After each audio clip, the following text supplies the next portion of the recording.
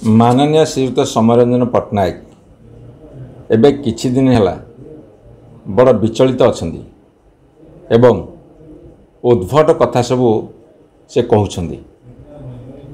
मु तांको गोटे छोटिया प्रश्न पचारिବାକୁ चाहे। एबे तांकर चैतन्य उदय होला भली कथा कहउछंदी। पाटियाग ना माटियाग से राज्यसभा सदस्य भाव में निर्वाचित होते सारा ओडिशार सेवा करि पारथांते, सारा ओडिशार माटी सेवा करि पारथांते। किंतु तांकर बहुत दिन हारी हारी खनपड़ारे तांकर इच्छा थिला जे खनपड़ा माटीर सेवा करिबा। तेणुकरी से विधायक हेले 4 वर्ष 4 मास गला। खनपड़ा माटीर समस्त प्रश्न पचारिया माटीर सेवा केते कले, समाज सेवा केते कले। समाज सेवार ना गंध नहीं, माटीर सेवा बहुत दूरे थाओ।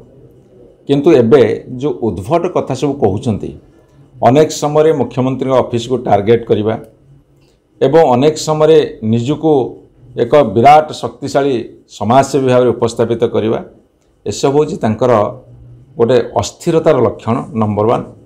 एवं से जो खनपड़ारे एमएलए हेले तांकर एकमात्र उद्देश्य थिला केंद्र मंत्रीटे हेबे।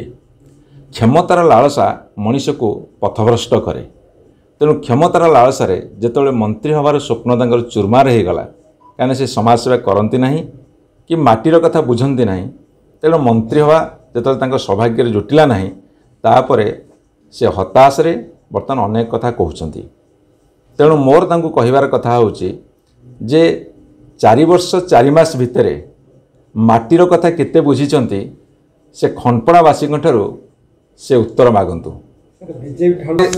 से कुआरे ढलुछंती, कुआरे ढलिथिले कुआरे ढलिबे सेटा तांको छडा काहाकू जणा नाही।